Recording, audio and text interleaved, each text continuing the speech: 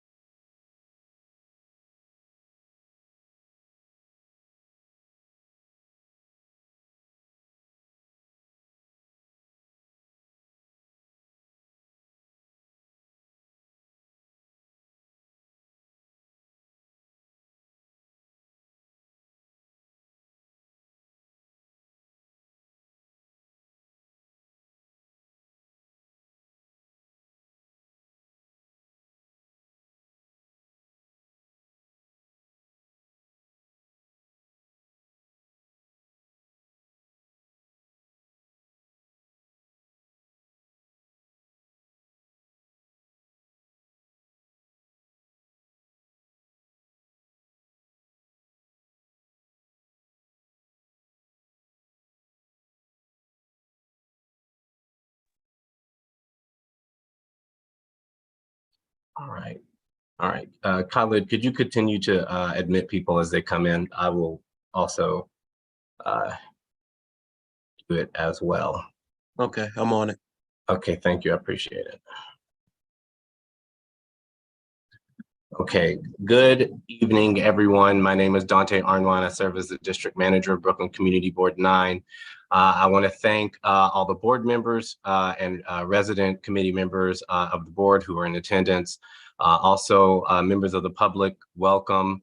I want to also take the time to thank the Department of City Planning for collaborating and making this happen. Thank you all for being diligent and coming here to give this one-on-one training. Just a couple of operational items. If you are joining by phone, it is *6 to mute and unmute. It is *9 to raise and lower hand. I just want to take this time again to thank everyone for joining. I will give a short plug and tell you if you are members of the public who have not signed up for our e-blast, I definitely want to encourage you to reach out to the board office, sign up for our e-blast. We get a lot of information from city agencies, just like DEP, nonprofits, some private businesses. So reach out to the board office. You can give us a call at 718-778-9279, or you can email us at bk09-1@cb.nyc.gov. Again, I just want to tell everyone and remind everyone that this is a place where it's meant for community. So please be respectful. We can agree to disagree, but let's show some respect and some maturity for all parties involved. So with that, I will now turn it over to the representatives from the Department of City Planning. Lynn Sue, I guess you and your team could introduce yourselves. Yes, thank you so much. And I'll go first. Thank you for having us, everyone. My name is Lindsay Robinson from the Department of City Planning. I am one of the senior borough planners for the Brooklyn office. I will pass it off to Josh. Thanks, Lindsay. And thank you, CB9, for having us. It's great to see you all again. Josh Vogel, planner in the Brooklyn office for certification manager. And yeah, happy to be here with all of you. And I'll pass it off to Jordan. Hi, everyone. I'm Jordan Fraud. I am a senior borough planner in the Brooklyn office.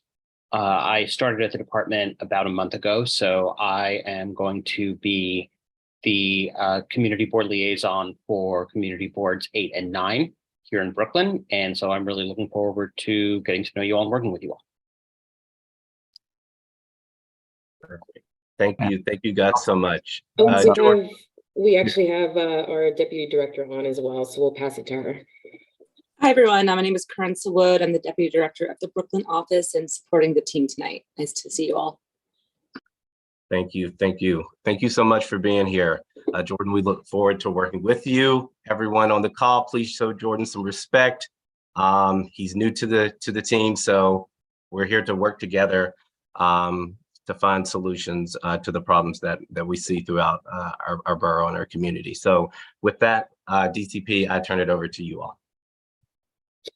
Thank you so much, Dante. And I don't know if you've given me permission to share my screen. Yes, you should be able to share your screen. Okay, perfect. Thank you for that. Okay. All right, so are you able to see my screen? Yes. Awesome. Thank you so much. So good evening, everyone, and thank you for having us. Again, my name is Lindsay Robinson, and I am the former liaison for Community District 9, and I will be passing it over to Jordan. You're in good hands. And we welcome you to the Community Board 9 Zoning and Land Use Training Session 1 by the Department of City Planning. We'll be taking the time to dive into some background and specific topics to understand the first level of local government. We will be discussing how our team can provide tools and resources for the community board's needs to weigh in matters that affect the community regarding land use, transportation, small businesses, youth and education, and environmental issues, to name a few. All the material presented this evening is public information that can be found on our website and the New York City Charter. Training Community Board 9 on what we do as an agency is a great start. It is our goal to build effective community board skills so you can give back and improve the quality of life in your community while voicing a valuable perspective. Dante, if I go over 15 minutes, and if we need to stop, please feel free to jump in. I'm also gonna turn off my camera to avoid any slow internet connection, unfortunately. So I'm gonna do that right now.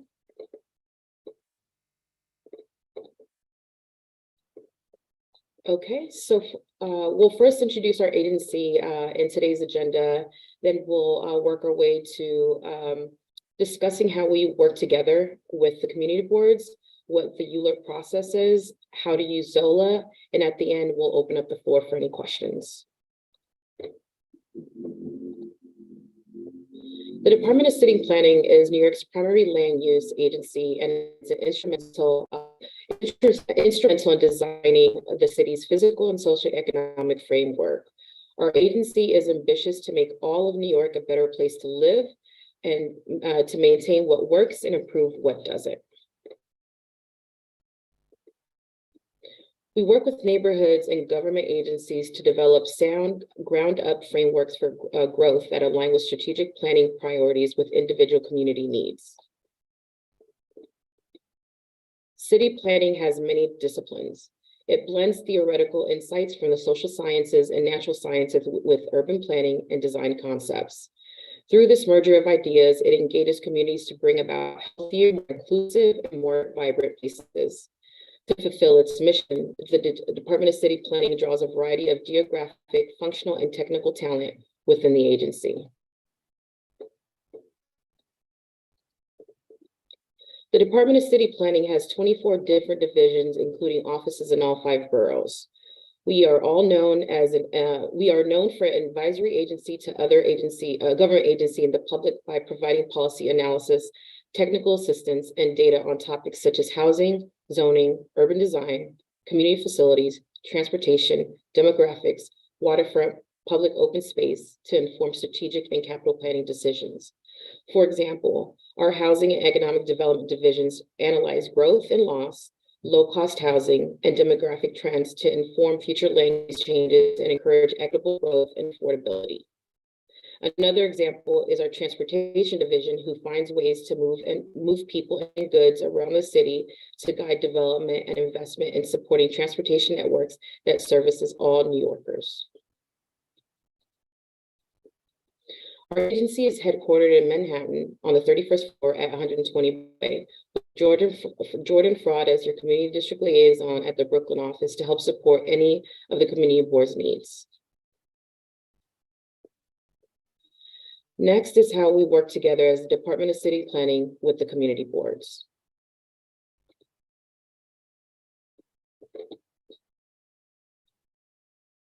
The Department of City Planning supports community boards such as this evening so they can become local experts in zoning and land use, development, and with other various data resources. We even provide support regarding community district issues involving our sister agencies to ensure they are addressed. The agency also supports the community district needs and budget request process, as we want to ensure our sister agencies provide responses to requests. We support in ways such as attending community board meetings to help facilitate the discussion and answer any questions. Another example is reviewing community boards presentations far in advance prior to sharing with the public. A portion of our support comes from managing land use applications so community boards can hold public hearings, also known as ULERP, to submit their recommendations to the City Planning Commission and Borough President. In addition, community board liaisons attend community board land use committee meetings and other meetings as requested to serve as a resource for community boards, applicants for land use applications, and the general public. Feel free to reach out to Jordan with any questions. We'll now be discussing what ULERP is and how community boards can take part in the process. After the application process is complete by the Department of City Planning, also known as pre-certification, ULERP begins. Here is a mandated timeline by the New York City Charter of the official ULERP process, where the public and different local representatives from the neighborhood level to the citywide level weigh in on rezoning proposals. There are two phases: the advisory phase, consisting of the community board and borough president, and the voting phase, consisting of the City Planning Commission, City Council, and Mayor. During ULERP, some form of the proposal can be approved. However, to ensure that the rezoning proposal responds to community needs, there is an opportunity for the community to testify at hearings and submit statements discussing land use issues and the impacts from the proposal. Once the rezoning is approved, future development can take place in the same rezoning area without additional public review. Community boards can use this process to engage in the rezoning proposal and with the Department of City Planning. So we strongly recommend using it as a resource and for support. Next, we'll give you some key points on what New York City's zoning and land use map is and how to use it in a brief tutorial. New York City's zoning and land use map was redesigned from the ground up. It's now easier to research zoning regulations, find your property zoning, and discover neighborhood proposals and city planning initiatives. It is built entirely from open data. The new Zola is 100% an open source, works on any device, and allows you to save and share your research. I will now take you through a brief tutorial on how to use Zola. We'll use CB9's office address, 890 Nostrand Avenue, as an example. So I'm going to reshare a new screen. Give me 1 second.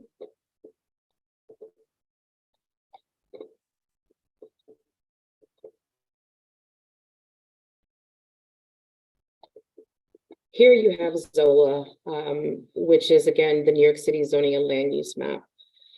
And the way you would want to look up information on a property is by entering the address here in the search engine. As you can see, 890 Nostrand Avenue is a default address that we have registered into the system.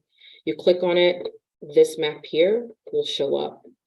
On the right side, you have some other pertinent information regarding property, regarding the BBL, which is the borough block and lot number. Here, it'll tell you it is in Borough 3, block 1282, lot 46. It's in zoning district R6 and C13. You can click on these two to actually find more about what the zoning districts are. And that could be a follow-up presentation by our team in how to read the zoning resolution as well as the handbook to determine what these districts are. We also have intersecting map layers with the transit zone, fresh zone, the zoning details, which shows a digital tax map, the zoning map, and historical zoning maps from as early as the 1920s. Here you have an owner type, which is private. If you click on show owner, it'll take you through, obviously, some security measures. And it's real easy. I'm going to try to stay within the lines because sometimes I fail at this. And then, of course, the owner pops up. Sometimes it's not available, where you will also, you would actually use, for example, ACRIS to find the owner if you do not see it here on Zola. It gives you the land use type, the square footage, the frontage, the depth, when it was built, the year it was altered, what class it falls into, the number of buildings, the floors, and so forth. And again, you can find ACRIS here. A lot of the data sources are plugged into SOLA, so all you have to do is really click on the links and it'll direct you to the website. Here you have the neighborhood information in the district that the location is in, the council district, school district, and so forth. If we come over here to the left, we have a couple of layers that you can actually play with to determine the information that you're looking for. In this case, I'm going to leave the tax lot layer on, as well as the zoning lots, as well as the commercial layers. And as you can see here, this is 890 Nostrand Avenue. You have the zoning district. So if you zoom out a little bit, you will see that the zoning district is an R6, and you'll see an R6 actually shown. Sometimes it's hard to find it, but if you hover over the yellow, and as you can see, it says zoning district R6. If you zoom in, it'll show you the actual commercial overlay that's here, which is a C13. And then I'm going to actually turn on the layer for the land use colors. So here you have the different colors that are represented in the geographic area. You have your 1 and 2 family buildings, your multifamilies in the orange. In the darker brown, you have the multifamily elevator buildings, which are typically the pre-war buildings. You have your mixed residential and commercial buildings and more of the grapefruit red color here. And then you have your industrial manufacturing and so forth. So it's good to kind of keep this layer on if you're trying to understand what usage is around the particular property area. I'm going to turn these off because it can get a little bit complicated having them all on. I'm going to zoom back out, and you can use the zoning map amendments to see what was the latest zoning map amendment that has taken place in the district. If you zoom out, you'll see more of Central Brooklyn. And of course, the more you zoom out, the more you'll see other areas of Brooklyn as well as New York City. The closest zoning map amendment is the Bedford-Stuyvesant, and it'll actually give you an effective date of October 29, 2007. So that's an example. We have another zoning map amendment here, which was the Crown Heights West rezoning, effective in September 24, 2013. So that's a good way to kind of determine what zoning amendments have taken place in the area historically as well as recently. And here you have pending zoning maps, which there's none in the area besides what's north. I'm going to turn that off here. Then you have special purpose districts, which there's none around the property, but I just wanted to show you the districts here. I'm going to zoom out a little bit so you could see it. And there's not really much in the area, but it's a good way to determine where special purpose districts are located. You zoom back in. And then you have your supportive layers.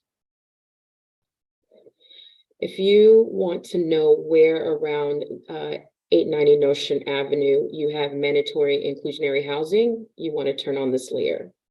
So currently there's nothing around 890 Nostrand Avenue, but you can see different parts of Brooklyn that have areas that require mandatory inclusionary housing. in the zoning district. Just some other layers that I'm going to play with here. As you can see, 898 Nostrand Avenue is actually in a transit zone.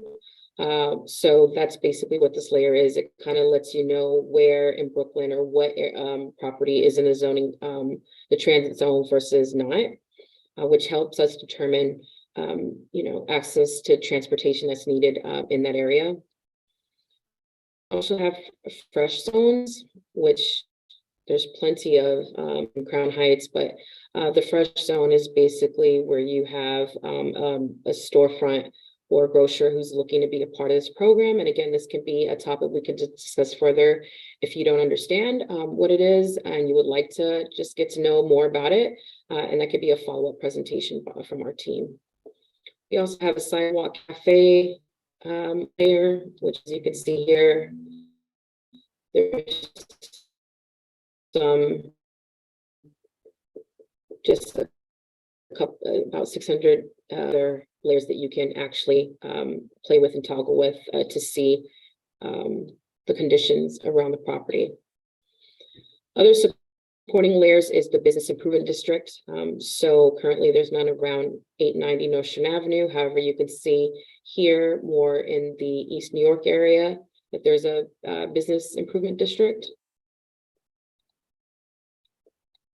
And then you have administrative boundaries that you can also play with. So what this does is, borough, not so much, but I can turn on community districts. So then you could see all the community districts that properties fall into. In this case, it's Brooklyn 9, in case you're trying to determine what district the property is in. Then you have New York City Council districts, which would also tell you where the property falls. And in this case, it's Council District 41. Then I have also some districts, assembly districts, and neighborhood tabulation, which kind of breaks it down a little further and where the location lies.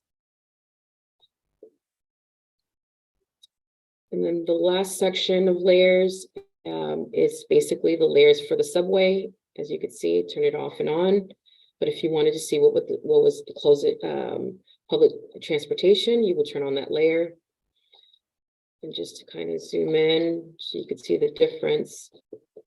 Currently, right now, I have the building footprint layer on. You don't have to have it on, but sometimes it's good to have on just to kind of understand the layout of the actual building, which helps. You can also turn on the 3D layer. And I found out actually a little trick when I was playing with this. So if you wanted to actually see the height of the building, usually it would be here in this section, but it's not. So what you can do is here is kind of use your cursor to actually turn the map at an angle, and it kind of gives you an idea of the height of the building. It's pretty fun and interesting to actually use Zola. And again, it's public information, so it's definitely available.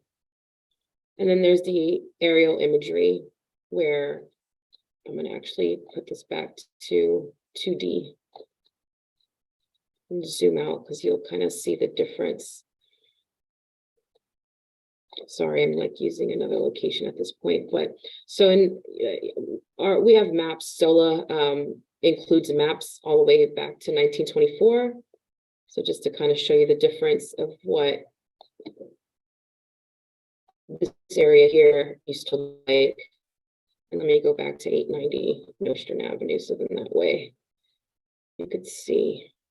I'm going to zoom out. This is what the area looked like in the 1920s. Then you can obviously select your year and how it looked like in the early 2000s and so forth. So this is a neat feature as well, just to kind of see how far development has come. So that is our brief tutorial on the our Zola map. I'm going to go back to our presentation. And again, if you all need us to come back to get a little bit more detail about Zola, we can definitely do that. Okay.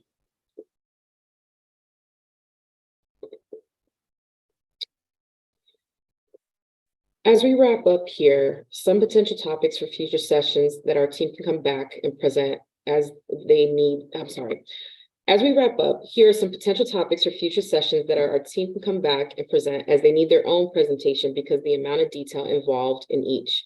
From learning about pre-certification, which is with private and public applications, zoning terms and what they are, how to use and interpret the zoning resolution and handbook, how to use our data tools, to more bigger picture topics such as regional planning with our metro neighbors upstate, New Jersey and Connecticut. Oops, sorry about that. Again, thank you everyone for your time. And we now open up the floor to questions. Do note we'll do our best to answer them. However, if we don't have the answer for you tonight, your community liaison will follow up with your district manager with the answers. Also, please note the website here on this slide on where you can find the New York City Charter, as well as the Department of City Planning website. Thank you so much. All right. Thank you. Thank you so much, Linsu, for that presentation. Thank you, DCP reps, for coming out. All right, folks, we're going to move into a Q&A with the city agency. I ask that you please show some respect. Please keep muted. If you are not actually speaking, if you don't have the floor, so to speak, please use the raise hand function. We will just create a list. I ask that you ask one question so we can get to all people who actually have a question, and then we will circle back around for additional questions. Okay. All right. So, okay, with that, I do see Felice Robertson. Please, Felice, ask your question. And then go ahead. Hello, everyone. Thank you for having this training. My question is, what is the ultimate purpose of rezoning our district?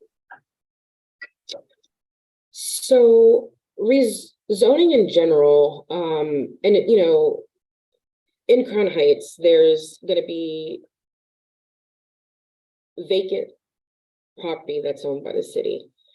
And so because we are in the middle of a housing crisis and it's part of Mayor Adams' city initiative, we obviously want to be able to use those lots and build affordable housing.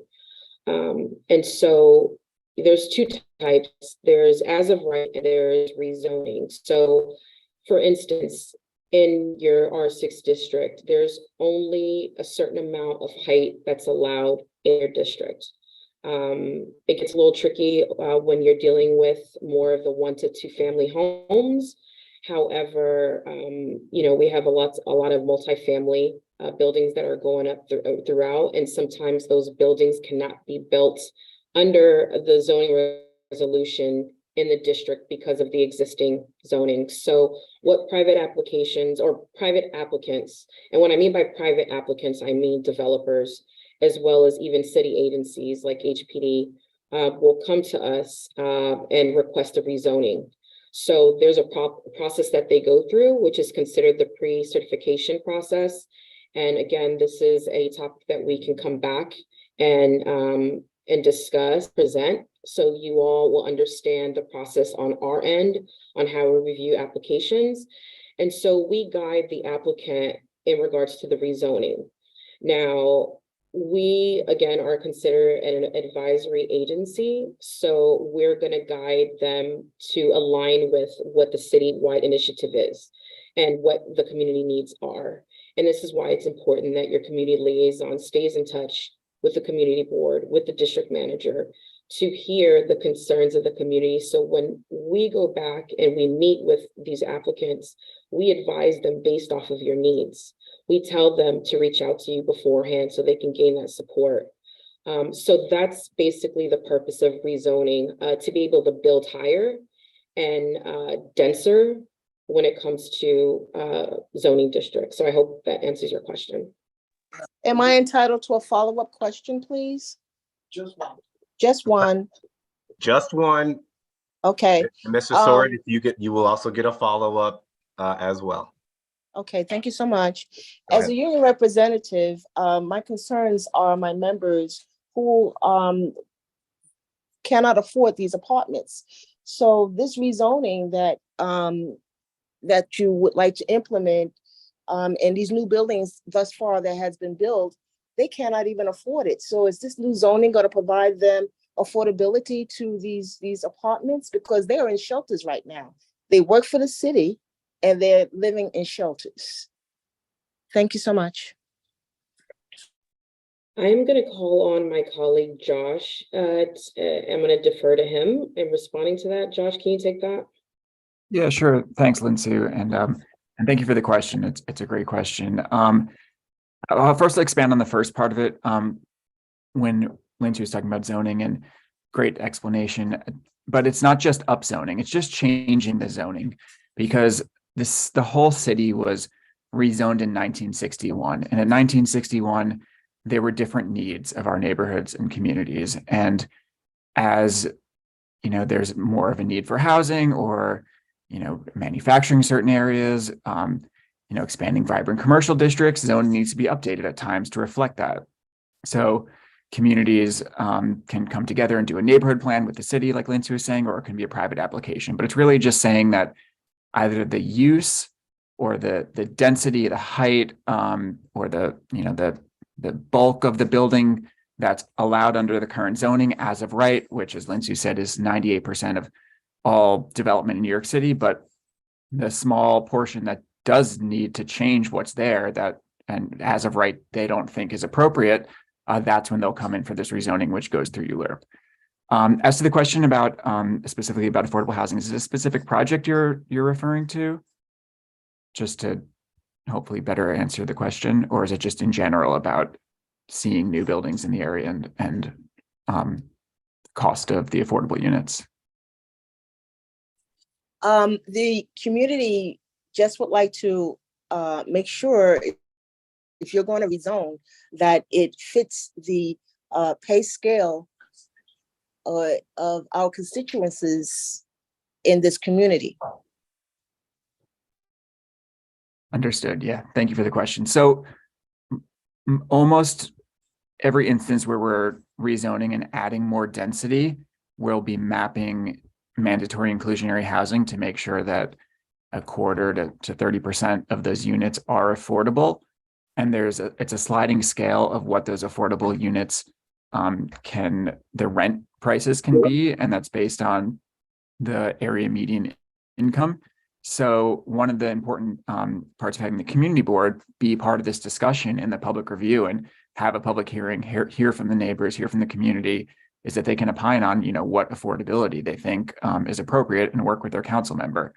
And of course, maybe 25-30% is not what you have in mind, but again, this is a private developer that is the one that's providing this housing. So also there are opportunities when it's a citywide or HPD sponsored project, like a disposition of city-owned property that can be 100% affordable, and that's also an option to work with with us and our city agency partners to discuss what affordability is needed for the area.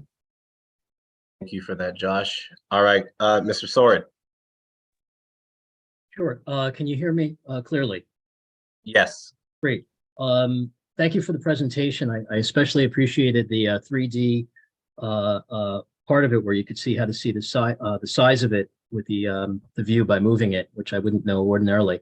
My question is in the past, there was information that was given out on the Zola map that is not given out now. Specifically, when you look at a application, the actual land use application I'm not able to view it. So if somebody applies for something, it starts out with a land use application that's certified. Before de Blasio, I was able to see it, I believe, where you could press it and see it in the PDF. So my first question would be the land use application. Can we see that? You can get it by FOIL. Why can't the public see it? Moving on with that, number two, there's many times an environmental assessment form or an EAS, the environmental statement for a building. It's acknowledged many times in the application, but now it's not visible to the public. Public can't see it. There's a lot of info on it. So that's number two. Number three, just as far as a suggestion goes, census tract. There used to be information before de Blasio that I used to see where you used to have census tract information. And according to the census tract, you used to have a lot of different demographics, including race, which I think is relevant in terms of a breakdown by census tract, because some people may be looking at certain issues with that. And then the other aspect is zip code also. I'm not able to see it by zip code. The reason why the aspects about race and census tract may be relevant is because I think Jumaane Williams has this new law. I forget what it's called. It's like this environmental displacement aspect where you have to do a special analysis if there are certain things that are there. So as far as that mapping thing goes, for the public to be able to utilize and see, okay, you're going to do a rezoning. How are, minorities affected, which is Jumaane Williams' law that was passed when he was in the city council. Can city planning have that with the Zola so that the public can see, how do we do this mapping tool? And that means census tract and race. But going back to it, just land use, can we see the application, which is foilable? EAF, can we see that? Anything that's foilable, can we get our hands on? And then to what the prior speaker, there was a woman before who asked the question. I think what she wanted to see was maybe neighborhood income. So rather than having city, area income, can we see maybe a mapping of just neighborhood income where we could say, okay, for Community Board 9, this is the neighborhood income that it starts with, and then we could do the percentages, because obviously, Crown Heights may be different than Tribeca. So, All right, allow him to answer, Mr. Sword. yes. Thank you. I can take that one. Okay, yeah, go ahead, Josh. Thank you, Jay, for the questions. Really good questions, and also things that we, as a city agency that uses Zola all the time, would love to see all that on one platform. All of that is available. Your first question for filed land use applications, filed environmental applications, of course, it's foilable. That's all public information. It's not on Zola. It's on our ZAP, which is zoning application portal. It's a public-facing portal that a private applicant will use to upload this information. The second they file an application, that's public, and that whole package of PDFs is on the platform, and anyone from the public can see it. And we can share the link after. I think we shared the Zola, the zoning handbook, and a couple other links in advance, but that was not one of them. So I'll make sure that we follow up with that. Second question about census tract information. We have an amazing population and demographic team, and they have this great interactive website called Population Fact Finder that you can find through the DCP website. I'll also make sure we share it after, and you can see all of the analysis from the census and ACS data from household income to race and ethnicity. And then additionally, through a recent city council legislation last summer, almost a year ago, we're now required to, or applicants are required to do a report on displacement risk in the area. So there's a new equitable data development explorer that you can go into CB9 and see all that information and how it relates to displacement risk and housing opportunity in the area. So, and I think zip code is on Population Fact Finder too. Don't quote me on that. I will double check and follow up after, but those are all 4 great platforms. It would be great if they were all in Zola, but I don't think we have the tech capability to put all of that information in one platform. But it is public, and we'll get it to you. Sure. And just if I could ask, follow up. Thank you. This will be the first time I could ask a follow up without being muted. So I thank you for that, Dante. It's not you guys that I get a problem. Just my follow up question is it possible to link the other websites from the Zola? So somebody goes into that, here's a link on saying, okay, we can go to this other website. Like, can you link the other websites into the Zola so there's like a highway to go there? Thank you very much. Just to say, we're working on process reform and updating all this. So we really appreciate this input. And as we're working on updating these, it's great to hear from community members on ways we can improve it. So we'll definitely take that back to the team. Great, thank you. Thank you, Mr. Sword. Yes, I second that proposal. I use Zola quite often, so if it'd be nice to be able to navigate it all in one space. Thank you so much. All right, Suki. I have 2 questions as well, but I'll ask the most important one first in case anyone else has questions. Are there any rezoning applications currently in CB9 that are in the pre-certification phase that would not appear yet in the zoning application portal?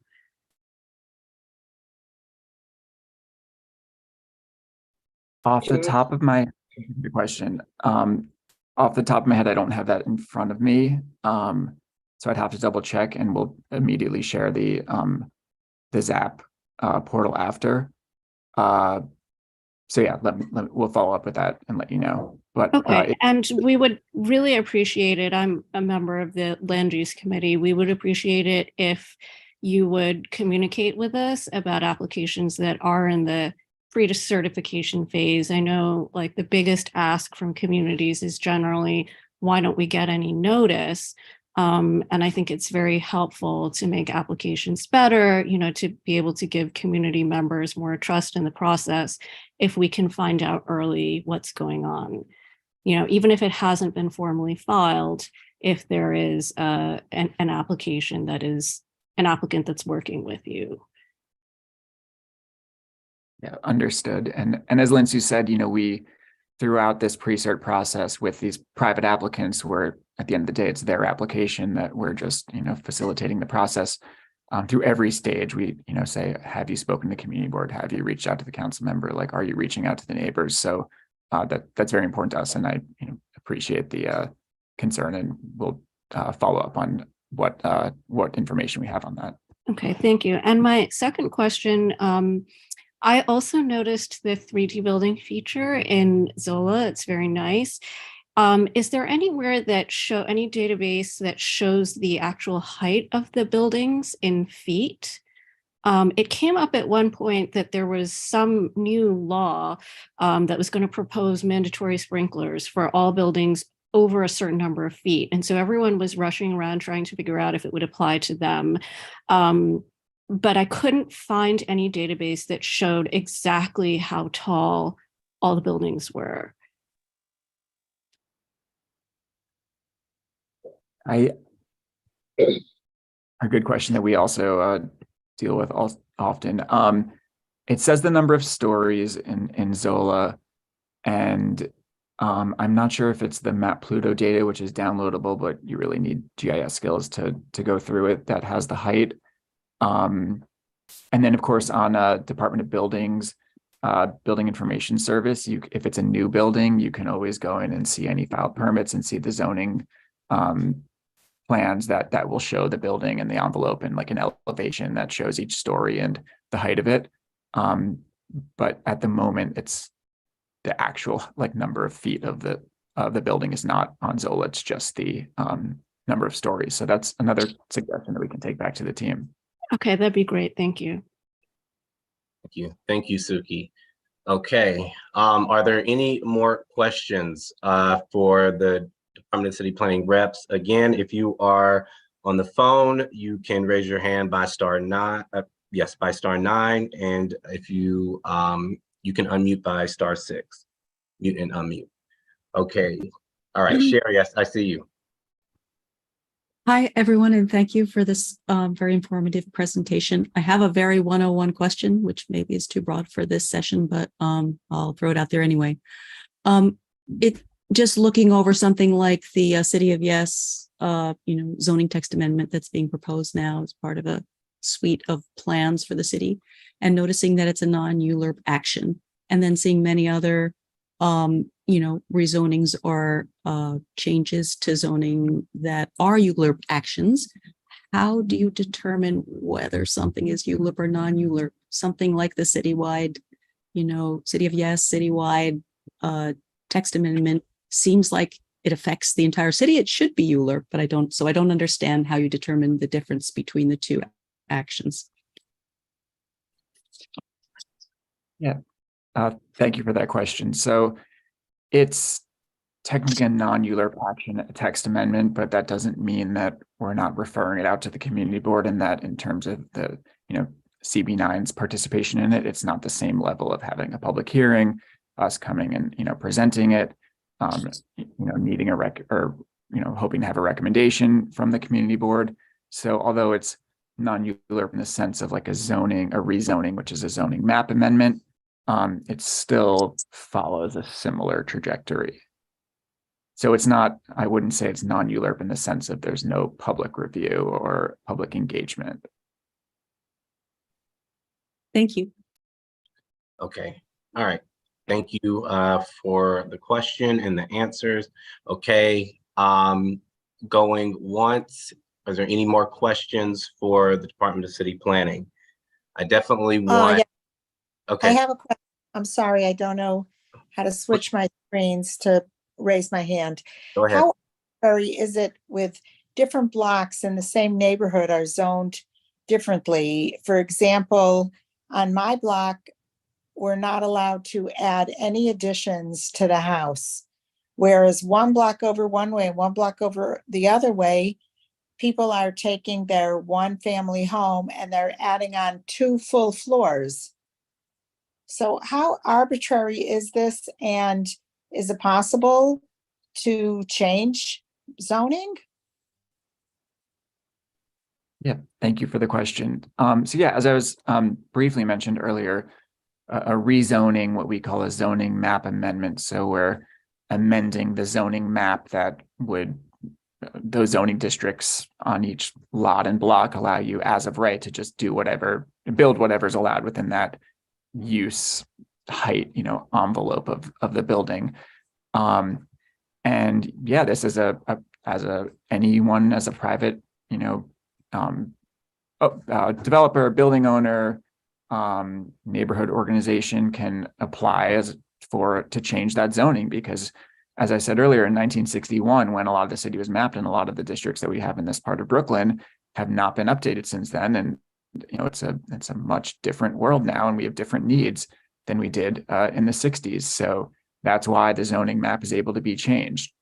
So it's definitely something that's possible, and reach out to us. We're more than happy to walk you through that process and give you answer any questions we can and help facilitate it. And then in terms of how why on one block, one district may allow one thing, and on another block, a block away, it doesn't. There's so many factors, and without knowing the exact area, it's hard to know, but usually more density can be around transit stations, around wider streets that can incorporate that density. You don't want to have a manufacturing district that has noxious uses or noise or pollution next to a residential district, or you don't want to maybe sometimes have, allow commercial in a ground floor commercial on like a small, quiet residential block. So that's, and in over the last 60 years, there were many decisions based on those being just some of, the high level factors, but so many different factors. And the zoning today is, evolved from all of these different changes over time, and communities and working together to be part of this process with the city. But that doesn't mean it's perfect. And that's why we're here to, work together to see how zoning can best, meet the needs of the community in the future. Okay, thank you. Thank you for that. Okay, all right, Felice, please. Hi, it's me again. Question. Will this rezoning on top of another building, let's say, will that affect the rezoning? Like the height? I asked this question because I live over here by the Botanical Gardens, and it was asked at one point by the owners to upzone on top of the buildings.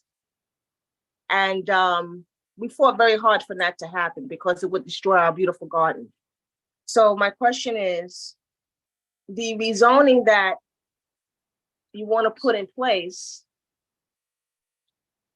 will that affect, the height or the rezoning? Am I explaining myself correctly? Yeah, I think I see where you're coming from. So a rezoning can change the underlying zoning that mandates height, use, the bulk, meaning like where a setback is to make sure there's adequate light and air to reach the street, something like parking requirements or a rear yard, backyard. So there's, if, and also I just want to confirm, we're here just as a, to explain, our information and hope to, give you guys the tools that you need to follow up with us and have, more interesting discussions like this, but we're not here about a rezoning. We're not there's no city-led rezoning in CB9 right now. And that was a private application that you're speaking of. And in that case, it was they were requesting more density, so more like square footage, we call floor area, and height too. So yes, a rezoning can upzone and add more density and more floors to an existing site, which we see a lot in parts of Brooklyn where there's, as I said, great transit access, wide streets, the other, public amenities needed to accommodate, the need for housing in our communities. All right, thank you for that. All right, if you have specific questions about specific developments, please, you can call or email the board office, send them over, and we will send them over to DCP so they can respond accordingly to those specifics. For the Department of City Planning, do you guys have any additional information you'd like to provide at this time? I think we just want the community to know that we're here to be a source and to provide tools for you all to be able to advocate for your community needs. This is very important. We recommend that you reach out to us, that you visit our website, and you even request for us to come back to present on specific topics that you want to know more about, because it's only going to give you, the knowledge that you need to be able to recommend, an application when it does come to you, to say that you support it or not. So we're here to hear you. We're here to take your needs back to our team, so that way we can also advise developers and our sister agencies when they come to us with rezoning proposals. So we want you to know that we're here for you to use, to utilize, and really just, get involved, and understand the material. Feel free again to reach out to the Brooklyn office. You have a liaison, and I will pass it to Jordan in case he wanted to add anything as your new community district liaison. Hello, everyone. I don't think I have anything specific to add to Linsu's presentation and everything that she and Josh just said. I just want to reiterate what she just said, that, my door is always open for questions about both broader policy related topics, like why does the city rezone parcels of land, and, questions about larger scale happenings in the neighborhood. And also if you have specific questions about what is happening on your block, or developments that you see going up in your neighborhood, or questions about anything like that, I'm here to help you answer those as well. So from the very broad to the very specific, that's what we're here to help with. Perfect. Thank you. Thank you for that. And yes, you guys will definitely be hearing from me. We definitely love you guys to have to come out and do presentation on rezoning. I think that one person had mentioned pre-certification. So those discussions will happen. I'll reach out so we can kind of set that up moving forward. So thank you with that. Final question of the night. Suki, you got it. Dante, you're going to hate me for this, but since it's not 8:30 yet, Okay. if the DCP folks are prepared, I think it would be wonderful if you could present a little bit to the community about some of the future topics like FAR, because that's really basic. It comes up all the time. And, I just really would love for the community to understand this topic a little bit better. DCP, how prepared are you to speak on? Don't mean to spring this on you, but If the board has time, we're happy to go over it briefly. It's for the community. So since this was not part of our original presentation, Lindsay, do you have the original slide on FAR by any chance that you could open up, or I can, if not, I can pull it from the handbook. And yeah, if you could pull it from the handbook, because I don't have it on hand. Sorry about that. so while I do that, and give me 2 seconds, I think we shared in advance the zoning handbook, which is a great tool that breaks down everything from FAR to the different zoning districts. And it's something that I have next to my desk all the time, but also was, when I first started out as a planner, was the easiest way for me to, absorb all this information. So it's really written for someone that has no background in the field. And I highly recommend just having it, in your bookmarks and looking at it whenever you have questions. But with that said, give me 2 seconds. I can see if I can share my screen and open up a slide on it. No problem. Also, for folks who are online, we are entering the final months of the community board session. So definitely want to encourage you all to go to our website, look at the committees. Suki, when does the ULURP committee meet in June? ULURP will be meeting June 13th, and then City of Yes is June 6th, and I believe we're inviting you to come on the 6th. I don't know if that's you guys or your colleagues. Right. Probably Right. your colleagues. Perfect.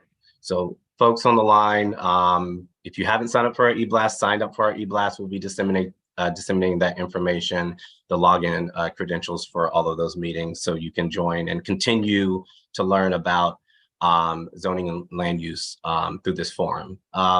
Josh, are you ready? Yes, can you just give me sharing abilities? It says that I'm disabled at the moment. You give me one. There we go. Okay, so this is, let me know when you can see it. We see. Okay, so this is just a page from page 19 from our zoning handbook, and maybe not the ideal slide, but just on the spot, something I think could be helpful. So floor area ratio, what we call as FAR, is the way that we look at the density in terms of zoning districts for a building. So instead of thinking about the volume of it, it's more about each floor and the square footage of each floor, and then how that is stacked, or what that massing is. So this example we're looking at here has a square lot that's 10,000 square feet. If that lot, the zoning district, had one FAR, so one floor area ratio, that would mean they could only build one floor. So we would, so right here in the next example, I'm not sure if you can see my cursor, but this is the same lot, fully developing the whole lot, no open space, 2 floors here would be 2 FAR. But zoning districts have many different requirements, from setbacks, meaning it has to pull back to provide light and air to the street, or backyards, front yards, side yards. The city is has a diverse array of building typologies, and different zoning districts try to respond to that. So in this third example here, we see, and fourth example, we see the same 2 FAR, but in the third instance, it's stacked in four stories. So instead of just 2 stories taking up the entire lot, it's the same floor area. So each floor has the same amount of square footage, but they're using half the lot open and the other half developed. So instead you can do 4 stories instead of 2. And then this is the last example here on the right. We see a 8-story building that's the same FAR, but 3/4 of the lot is open space.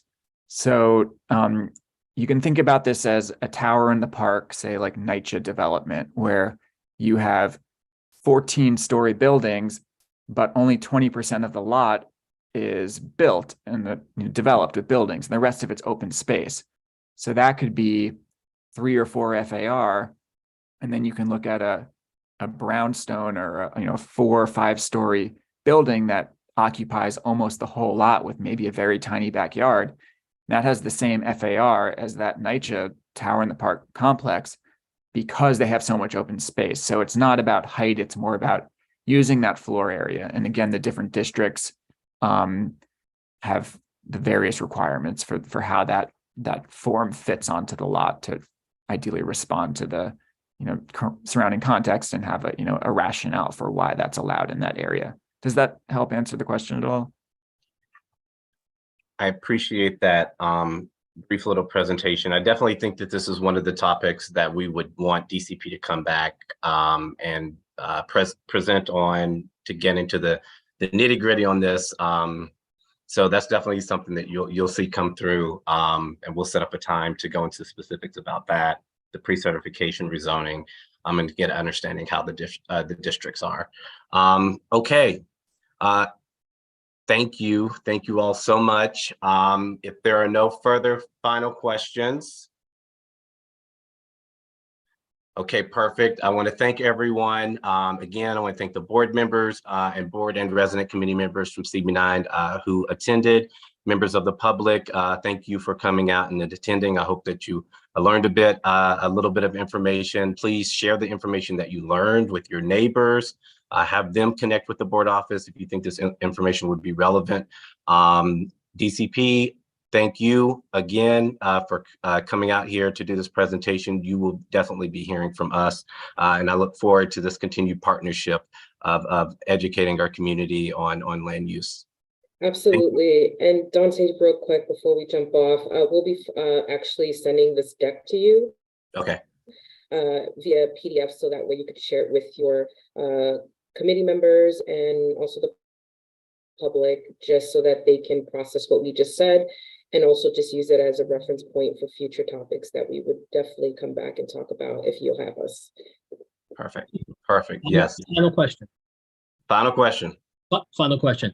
Can I ask the people at Department of City Planning, because there's so many vital Brooklyn projects happening in our district, can you give us a residential beds analysis that they normally would give in the fair share analysis that would show how many social service beds are there per population?